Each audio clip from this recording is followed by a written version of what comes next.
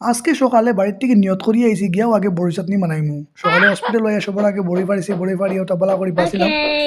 বাছিয়া সুন্দর করিয়া ওয়াশ করিয়া একদম ধুইয়া ওইটা করে রাখছি। প্লেটের মধ্যে এত সুন্দর লাগে মানে দেখলেও খাইবা, জিভের পানি আই যাব। সো আপনারা নজর লাগাইবা না। জিভনার পানি কন্ট্রোল করে রাখি আপনারা আমার ভিডিওটা দেখবা। তারপরে লোক আমরা লোকাল লাগাইছিলাম আমরা কোয়ার্টারত ধনিয়া পাতার গাছ। সো এখান থেকে গিয়া ছোট ছোট অত বড় হইছে না, এখান থেকে উঠাইলাম গিয়া ধনিয়া পাতা। এটার অল্প বাজারত ১০ টাকা, এখানের ১ টাকার সমান, এত গন্ধ মানে।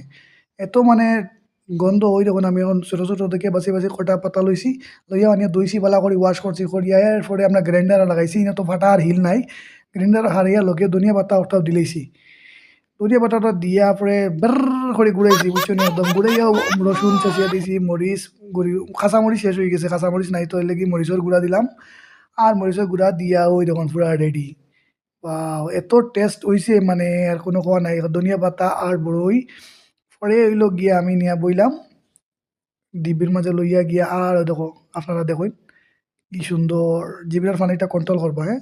সো দেখবা, ওই দেখুন এত মজা। আর পরে আমি খাইলাম, উফ! কি মজা। আর জিব্রার পানি কন্ট্রোল করে বানাইছি আর একবারে শেষ।